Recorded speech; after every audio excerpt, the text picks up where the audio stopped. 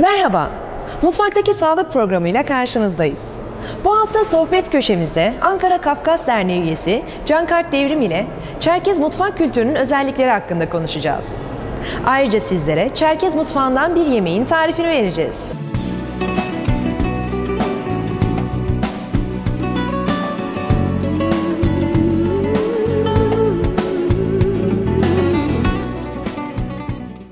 Sohbet köşemizde Kafkas Derneği üyesi Cankart Devrim'le birlikteyiz. Merhaba Cankart Bey. Merhaba efendim. Bugün sizinle genel itibariyle Çerkez kültürünün mutfak özellikleri hakkında konuşacağız. Öncelikli olarak Çerkez kültüründe mutfağın yeri nedir? Anlatır mısınız bize?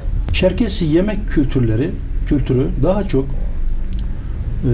et, süt gibi hayvansal ürünlere dayanıyor. Bununla birlikte sebzeler de ihmal ediliyor değil. Onların da ayrı ayrı yerleri var. Çerkez yemek kültüründe çok önemli bir nokta, buğday ekmeğinin yerini pasta veya apasta veya abısta adını verdiğimiz gerçekte darıdan yapılan bir yiyecek oluşturuyor. Darının hazmı bildiğiniz gibi son derece kolay. Darının bulunmadığı yerlerde de bu yiyecek mısırdan yapılıyordu. Bazılarının ifadesine göre bu bir mısır lapası. Rastgele bir mısır lapası olduğu zannediliyor. İnsana hazım zorluğu verecek diye düşünülüyor. Ama aslında öyle değil. Çünkü mısır hasat edildikten sonra kurutuluyor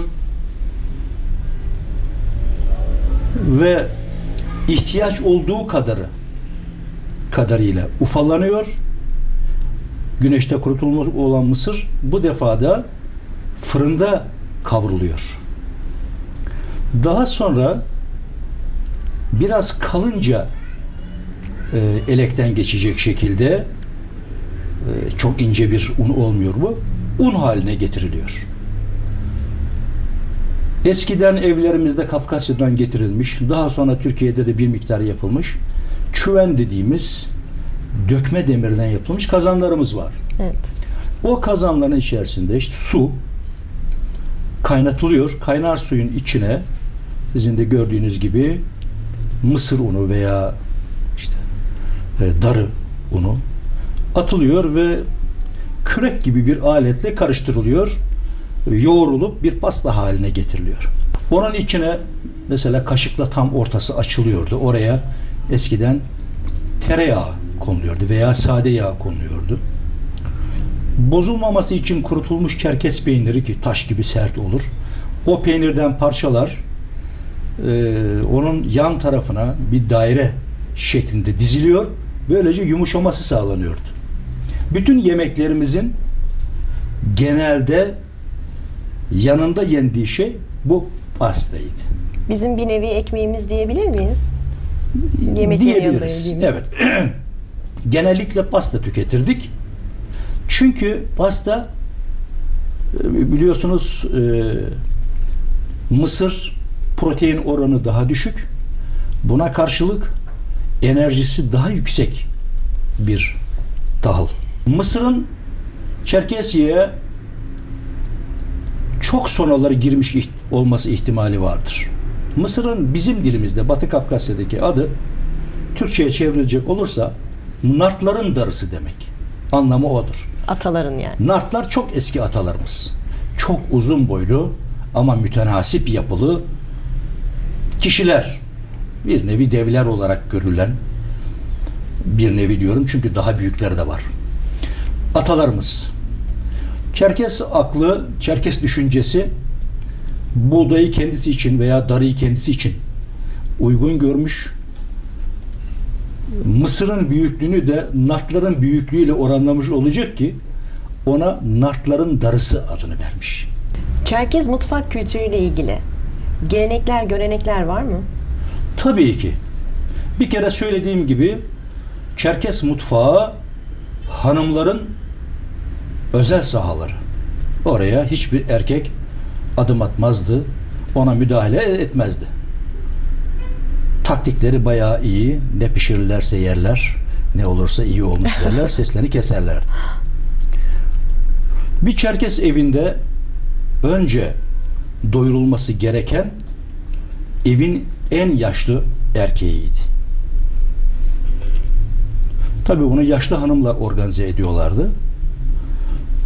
Evin tamadeleri dediğimiz yaşlılar diğer aile fertleriyle beraber yemek yemezlerdi. Zannediyorum zamanımızda çok örneklerini gördüğümüz duruma düşmemek için, yüz göz olmamak için böyle bir yol tutmuşlar. Çerkes yemekleri eski zamanlarda, bizim de çocukluğumuzda yuvarlak 3 ayaklı sofralarla getirilirdi. Pişirilen pasta çüvenle birlikte ters yüz edilir ve o pasta sofranın ortasında bir öbek şeklinde kalırdı.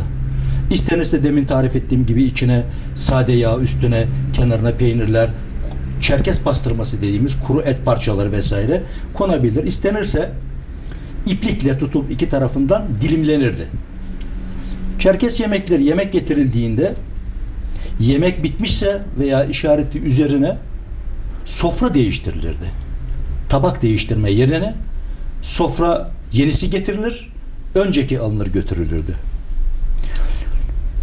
Evin büyüğü yemeğini yedikten sonra, ki o eğer bu durumdaysa zaten çok yaşlıdır, babası yoktur, annesiyle yemek yer. Annesiyle birlikte yemek yiyebilirdi ama çocuklarıyla beraber yemek yemezdi. Yemek bittikten sonra da o sofra götürülür ve ailenin yemek saati ancak ondan sonra başlardı. Bir noktayı belirtmek lazım. Biz artık öyle değiliz. Biz günde 3 öğün yemek yemeye şartlanmış durumdayız. Ama eski Çerkes yaşamında, Kafkasya'da hala öyle, Çerkes insanları acıktıkları zaman yemek yerler. Ve yemeklerine çok dikkat etmek zorundalar. Hiçbir zaman tıka basa doyuncaya kadar yemek yemeyi uygun görmezler. Çerkesler yemekten bahsedilmesini fazla sevmezler. Yemek konuları pek geçmez, konuşulmaz. Ve eğer bir yere yemeğe davetli iseler aç karnına oraya gitmezler.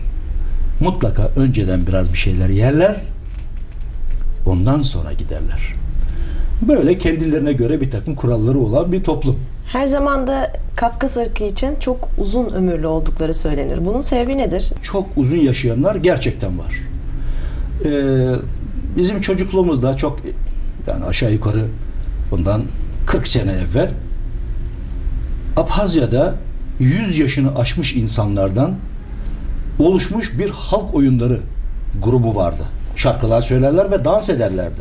Harika. Birinci şart 100 yaşını aşmış olmak. Yanlış hatırlamıyorsam Haşbra ailesinden Hamide diye bir hanım 134 yaşlarındaymış.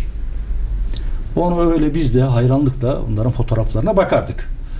Dünyada bu konu önem taşıyor olmalı ki çok insanlar Kafkasya'ya gidip henüz hayatta kalabilmiş insanlardan bu işin sırlarını öğrenmeye çalışıyorlar. Ne kadar öğreniyorlar onu bilmiyorum. Sırları nedir, var mı? Sizin yaptıkları bildiğiniz. bu. Yaptıkları işte pasta yemek, kullandıkları, yani uyguladıkları yemek rejimi, acıkmadan yemek yememeleri, tıka basa yemek yememeleri olsa gerek. Genç kızlar için de bir nasihat vardır hep. Çerkes kızları ancak kulaklarının dolusu kadar yemek yerler diyorlar. Sırların geri kalanını ben bilmiyorum. Bir de kullanılan yağ herhalde. Herhalde, çünkü genelde tereyağını süzerlerdi. Bundan sade yağ elde ederlerdi.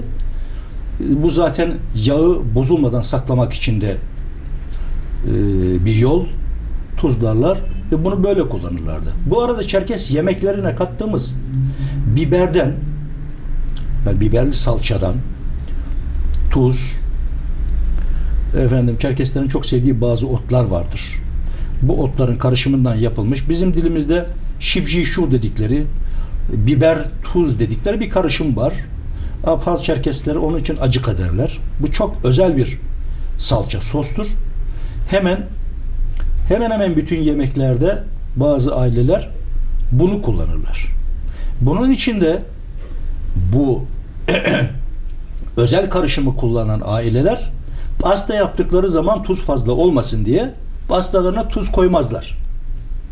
Tuzsuz pasta yaparlar. Ama eğer bu salça çok kullanılmıyorsa o zaman az bir miktar tuz o pastaya atılır. Bugün de zaten pastanın ve şıpsın tarifini vereceğiz izleyicilerimize. Evet.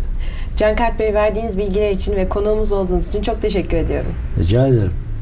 İlginize ben de karşılık olarak teşekkür ediyorum.